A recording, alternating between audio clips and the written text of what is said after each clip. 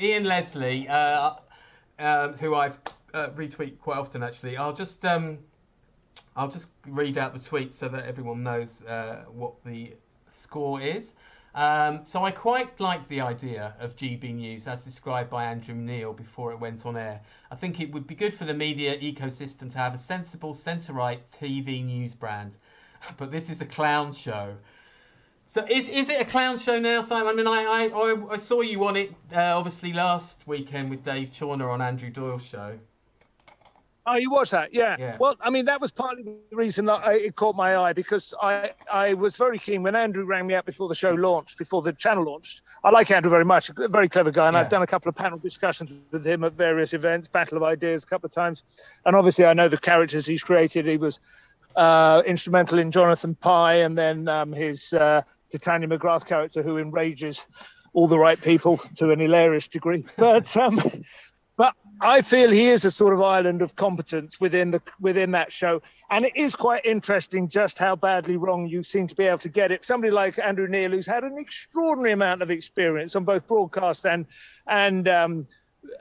print media, for decades, and it's not. You wouldn't think it's like. It's not a brand new format. It's just a rolling news channel with lots of discussion programs. So the extent to which they've managed to get it wrong is quite extraordinary. But I do feel it would be a terrible shame if it doesn't make it, because I do think it's the first show for a long time in this country. It's the first thing that's tried to put its money where its mouth is.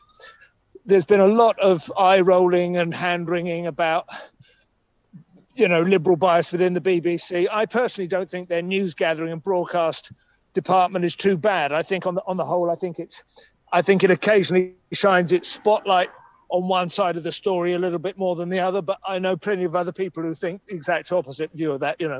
I think most of the bias is within things like the comedy department and the drama department and so on. But you've got to be able, if the first channel that's actually had a stab at bringing an alternative sort of side to the discussion, if it falls flat on its face and dies, it really that is quite catastrophic, really, for the future of broadcasting. Whatever you say about Fox News in America, it has provided a very strong alternative to MSNBC and ABC and so on, and they are very, they're kept to some extent. There's a tension across the divide that forces a certain degree of competence and focus.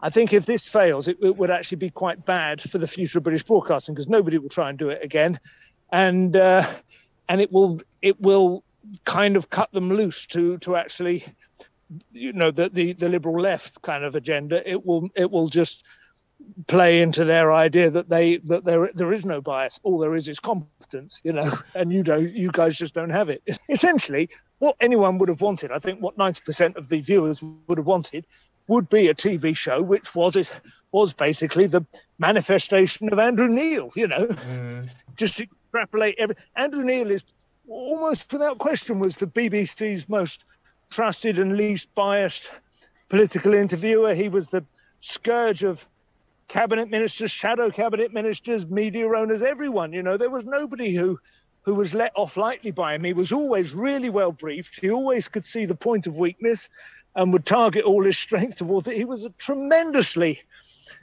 Well, Boris didn't even want to be interviewed by him, did he? No, exactly. That spoke volumes in itself. He's a tremendously powerful TV presence, a really, really intelligent and experienced.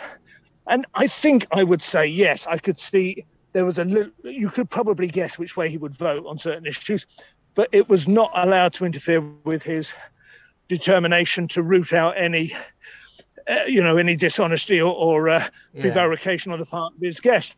Well, that's what you wanted. You just wanted that 24 hours a day.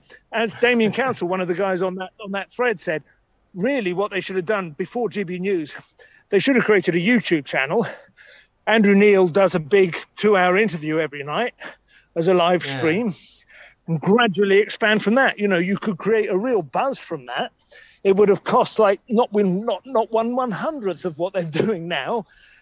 Create the brand and then just start to gradually turn that from a 2-hour thing to a 3-hour thing to a 5-hour thing, and then once you've, you know, just bring things in one at a time instead of this kind of trying to land like hit the ground running, but instead hit the ground and immediately trip over your laces.